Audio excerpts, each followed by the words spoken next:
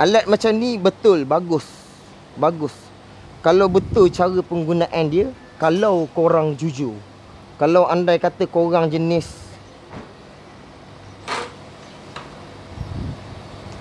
bateri paling-paling bateri biasa, waranti setahun je, lebih pada setahun. Orang check benda ni, main button-button ni, bang, rosak kena tukar, habis. Sebenarnya bateri korang ada lagi power dia tu, tapi dia boleh adjust supaya bateri high itu rendah jatuh, supaya mengatakan memang wajib abang kena tukar bateri.